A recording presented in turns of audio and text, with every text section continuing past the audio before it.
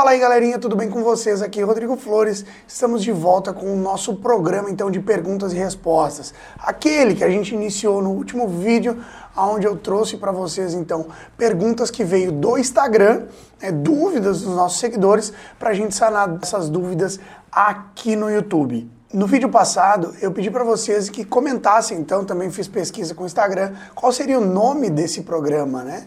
Porque eu queria trazer para vocês aqui, então, um programa novo e, por isso, a escolha do nome ficou a critério de vocês.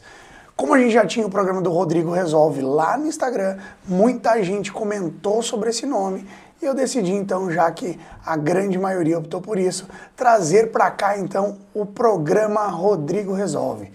O programa Rodrigo Resolve, que veio lá do Instagram, agora aqui para o YouTube, onde as perguntas dos nossos seguidores serão respondidas aqui, para que você possa, em casa, de forma simples, muitas vezes, poder sanar aquele problema que está atrapalhando o seu sistema de som. Se acaso você não é inscrito no nosso canal, já clica no botão, se inscreve no canal, ative as notificações para você receber todos os nossos conteúdos e também nos siga lá no Instagram, @RodrigoFlores_86. Não esquece de já deixar o like no vídeo e compartilhar com todos os seus amigos aí nas redes sociais.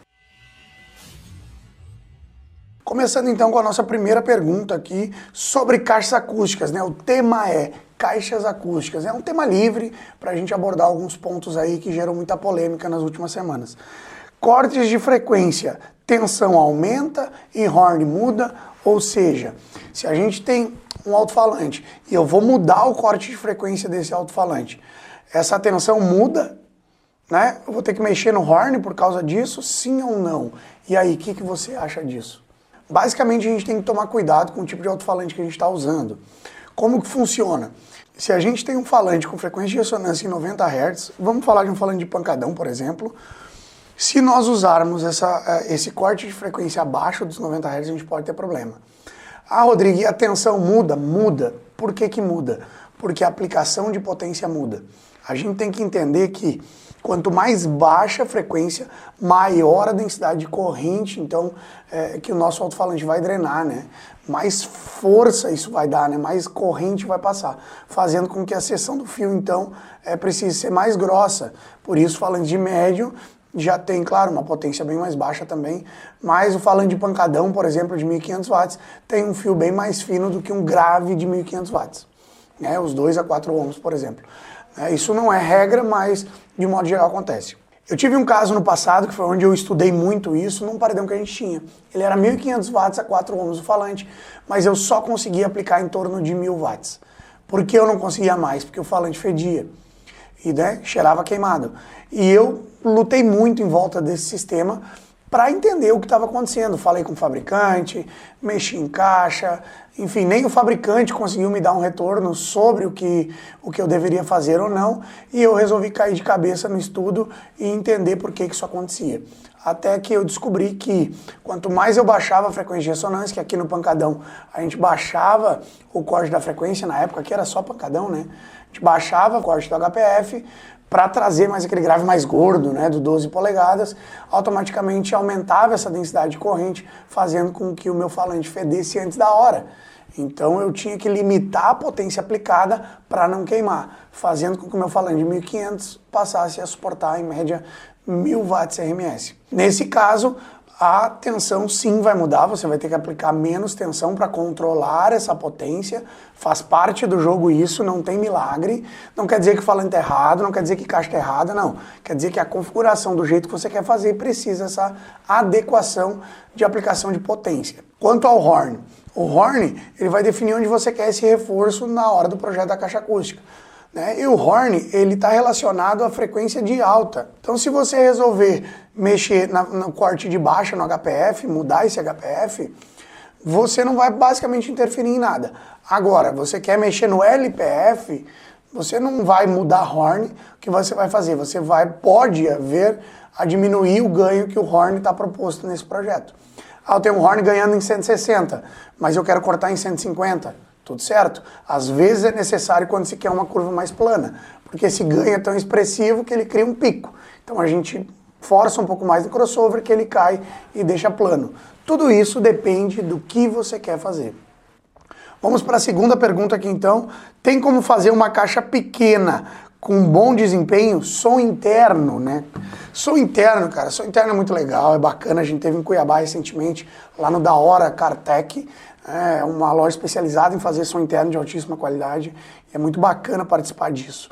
Teve uma época que som interno a gente enchia o porta-mala, era uma doideira para fazer um som interno. Hoje em dia tu consegue um excelente som interno usando apenas um sub de 8 polegadas e um kit 2 vias na frente. Tudo vai depender como você monta esse sistema e os tipos de componentes que você está usando. Eu tinha no passado uma Peugeot Escapade, né, aquelas peruas, e eu tinha um sub de 8 na mala grande, com uma caixinha estreita, ela era baixinha assim, né, tipo uma caixa, a altura dela era baixinha, mais larguinha, e o falante estava para cima. Cara, tinha 20 Hz dentro da cabine, por incrível que pareça, medidos, 20 Hz dentro da cabine. Era muito legal o sub daquele carro, porque o carro já era grande, ele já ajudava muito na acústica, e era uma caixa pequena, bem feita, bem sintonizada, com um falante muito bom de 8 polegadas. Então é sim possível usar a caixa pequena e ter um excelente desempenho no som interno. Vamos então para a terceira pergunta. Travamento interno muda a sonoridade da caixa? De fato isso tem a ver? Vamos lá. De fato, especificamente, travamento não muda o som da caixa. Tá? Travamento não muda som da caixa. Ah, mas eu botei um travamento dentro, por exemplo, coloca lá na caixa Euclides, lá aquele, tem gente que chama de plug, tem gente que chama de triângulo. O próprio seu Euclides já disse que aquilo é um reforço da caixa, não é algo específico para sonoridade, né? Ele, especialista em caixa acústica, o seu Euclides, uma pessoa que eu admiro muito, né? Tem um conhecimento muito grande. Bate-papo com ele, ele me falou isso. E o que acontece? Quando você bota alguma peça dentro da caixa, você muda o volume interno dessa caixa. E dependendo aonde você colocou essa madeira, de que forma isso está aplicado dentro da caixa, você pode mudar a forma com que virtualmente o alto-falante enxerga a caixa. Às vezes você tem 60 litros, mas a caixa virtualmente pode enxergar um pouco mais, ou um pouco menos, depende. Então esses pontos todos têm que ser avaliados. Tá? Quando que o travamento muda a sonoridade da caixa? Porque existe uma categoria em que ele muda. Quando a caixa vibra. Se você tem uma caixa grande, como deve de 15, né, uma caixa pesada, de grave, você bota ela para tocar, ela não tem travamentos internos, essa madeira vai vibrar. E essa vibração vai gerar um timbre, né? É um timbre. Vai gerar um timbre de distorção. Quer dizer que é um timbre bom, é um timbre ruim. Né? Vai gerar um ruído nessa caixa, que é o barulho da distorção, da vibração proposta pela caixa que não tem travamentos. No momento que você travar essa caixa, você vai mudar a sonoridade dessa caixa completamente. A caixa vai tocar de outra forma, você vai ganhar pressão sonora, sem contar que você vai ganhar muita sonoridade. Tem que ter todos esses cuidados na hora que você vai avaliar a sua caixa acústica. Ela está muito bem travada? Sim. Então, se eu botar mais um travamento, ou se eu mudar o travamento de lugar, mas mesmo assim manter travada, vai mudar a sonoridade? Não, não vai. Todo mundo diz aqui que, porque no Rio Grande do Sul tem o pancadão, aí tem quebra-canto e tal. Cara, foi uma polêmica isso, né? O quebra-canto, ele muda o VB da caixa. Então, automaticamente, a gente vai mudar o comportamento. Ou vai ter mais VB se tirar o quebra-canto ou menos VB. Ah, mas eu botei os quebra-canto, deu mais ataque no som. Óbvio. Você botou o quebra-canto, você tirou o volume da caixa, subiu sintonia, fez com que ficasse mais agressivo esse sistema.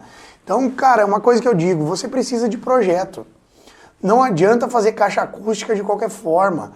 Não adianta pensar que eu vou copiar uma caixa genérica. No teu projeto pode não dar certo. Ah, mas é um som muito parecido com o do meu amigo. Pode não dar certo mesmo assim. Tudo depende. Né? Eu tenho projetos de paredão. Paredão é tudo igual. Uso a caixa que eu projetei para o 3K3 da Eros, por exemplo, e os dois poderiam usar a mesma caixa. 4 graves aqui, 4 graves ali. Mas para um cliente atende, para o outro não. E aí para ele tem que ser uma caixa diferente. Então tudo isso a gente tem que levar em consideração na hora de pensar no projeto. Por isso existe o projetista de caixa acústica e a gente tá aí para isso.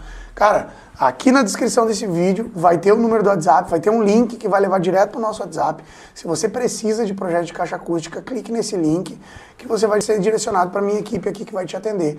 A gente vai desenvolver um projeto específico para que você tenha alto desempenho nas suas caixas acústicas. Não adianta gastar com produtos que não vão te atender. Ou até que você vai gastar em vão. porque vai investir uma grana e não vai acabar tendo retorno dessa grana porque vai ter que refazer o projeto. Aqui com a gente você tem total suporte do seu projeto e qualquer problema que você tiver referente a isso, montei o som, botei para tocar, não ficou tão bom, tá precisando de algum ajuste aqui que a gente não tá conseguindo fazer, vocês têm suporte técnico aqui de mim e da minha equipe para ajudar a resolver o problema, sem onerar nada, ou seja, referente à caixa que vocês fizeram um projeto aqui. Isso é um grande diferencial que a gente dá para o nosso cliente e isso faz total diferença na hora de você ter o alinhamento do seu sistema e entregar o resultado que você está esperando, tá bom? Queria que você entendesse um pouquinho mais desses comportamentos, vou trazer mais conteúdos aqui sobre caixas acústicas, mais perguntas sobre caixas acústicas, porque é um ponto muito importante. No próximo vídeo, quem sabe, vamos falar de sintonia de caixa, tanto de médio quanto de grave, para você entender um pouco melhor disso aí, e a gente se vê no próximo vídeo. Grande abraço, muito obrigado e não esquece de deixar teu like, compartilhar o vídeo. E se ainda não se inscreveu, para tudo, se inscreve no canal, ativa as notificações que eu quero você com a gente na semana que vem.